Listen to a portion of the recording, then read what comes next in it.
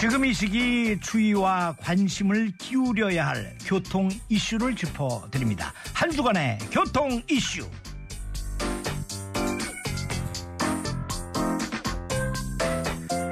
내년부터 연 2회 이상 과적으로 적발되면 도로교통법 위반으로 경찰에 고발된다고 그럽니다. 기존의 과태료 처분에 벌점 15점에 또 벌금 5만 원이 부과된다고 그러는군요. 자세한 소식을 김경배 교통전문위원에게 들어보겠습니다. 안녕하세요. 네, 안녕하십니까. 네, 내년부터 1년에 2회 이상 고속도로 과적으로 단속된 화물 운전자는 과태료 처분만이 아닌 벌점 부과 등 이렇게 이제 가중 처분된다면서요? 네, 그렇습니다. 그 단속 시행은 2017년 1월 1일이지만요. 네. 한국도로공사 측에 따르면은 올 1월 이후부터 연간 1회 이상의 그 과적 이력도 포함이 된다고 하는데요. 이렇게 된다면 올해 적발된 운전자가 있다면요. 내년에 단 한 번만 단속이 되더라도 도로교통법 제39조의 과적 위반 규정에 따라서 경찰에 고발이 되게 됩니다. 네, 지금까지의 고속도로 과적 차량 벌칙은요. 도로법에 의한 300만 원 이하의 과태료 처분만 적용이 됐습니다. 네. 하지만 과적 화물차는 타이어 파손과 노면 파손, 또 그리고 화물 낙하 등의 다양한 사고를 유발하는 원인이 되는 만큼 운전자 처벌을 추가했다 이렇게 볼 수 있겠습니다. 이 도로 파손과 대형 교통사고 주범으로 인식되는 과적 차량 운행을 경찰서에서 벌점과 벌금 부과 대상자로 추가 고발하는 거네, 그러니까. 예, 맞습니다.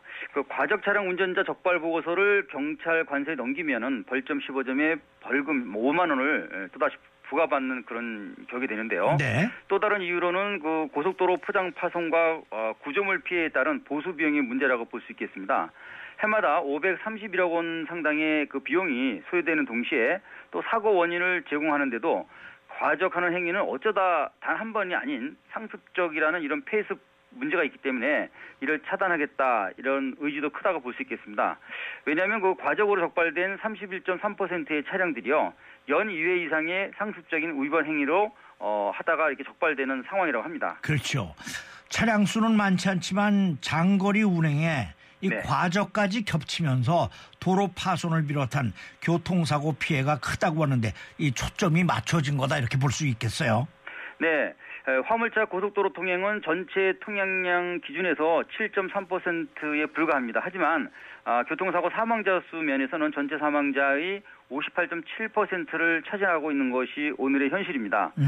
그래서 2015년 그 과속 차량 단속이 31,255건이었거든요. 53건이요. 네네. 무려 그 9,805건이 2회 이상의 상습 위반한 운전자였다고 합니다. 그리고 2013년부터 2015년 사이에 발생된 고속도로 사망자 247명 중 145명이 화물차와 관련된 사고로 숨졌다 이렇게 볼 수 있겠고요. 그래서 달리는 시한폭탄이다 이렇게 불리고 있을 정도입니다. 따라서 이번 대책은 전복 사고로 이어지는 무게 중심 변화의 그 높이요. 네. 그리고 제동거리가 길어지게 하는 그런 과적이 대형 교통사고를 유발한다. 그래서 이를 방지할 수 있지 않나 이렇게 볼 수 있겠습니다.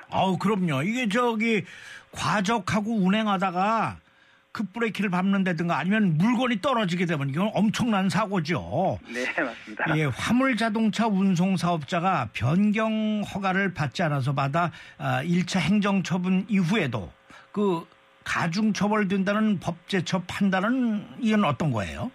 네, 그 모든 화물 자동차 운송 사업의 그 허가 변경 사항은요 국토부 장관 권한에 따라야 합니다.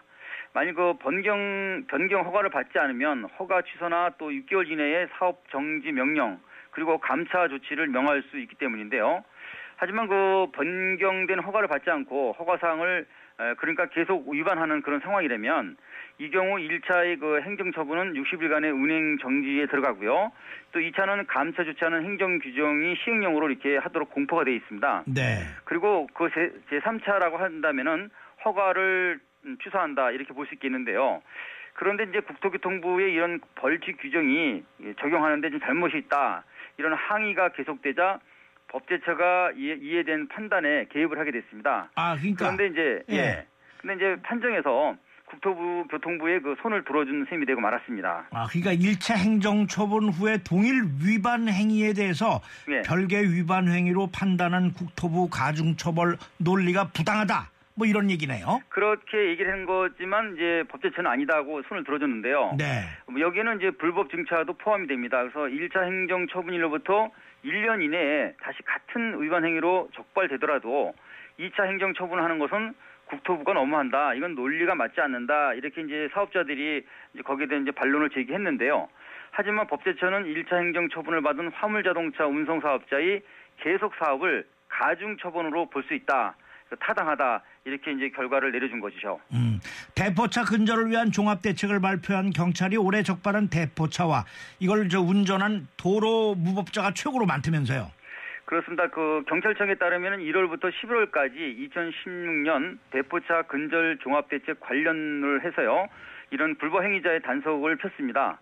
총 22,849건에 이렇게 적발을 하게 됐고요. 이 중에서 23,805명을 검거했고 또 여기서 51명을 구속하는 그런 성과를 거뒀습니다. 게다가 그 대포 차량 수도 24,601대에 달해서요. 검거 건수가 대폭적으로 이렇게 증가됐다 이런 평가를 받고 있는데요. 네. 하지만 이런 성과는 어떻게 보면 교통 위험 요인이 그동안 많았다는 것을 뜻하는 그런 반증하는 셈이 됩니다. 네. 또 물론 신설된 그 불법 운행 자동차 운행죄와 또 운행 정지 명령 위반죄 그 적용 효력이 크다 이렇게 볼 수 있겠는데요. 앞으로는 이제 이렇게 뭐 크게 단속되는 사항도 없겠지만 또 경찰도 이제 그 예전에 그 적용된 법이 아니냐 위반죄 이런 것들은 이제 포함되다 보니까 아무래도 그 대포차 발생의 숙주가 되는 중고차 판매와 또 이런 차를 전문으로 파는 대포 상사 이렇게 그 무적차를 만드는 이런 대포법인 단속으로 조직적인 그 생성과 유통을 차단하겠다 이런 발표를 했습니다. 완전 차단돼야 됩니다. 네, 김경배 교통위원님 오늘 소식 감사합니다.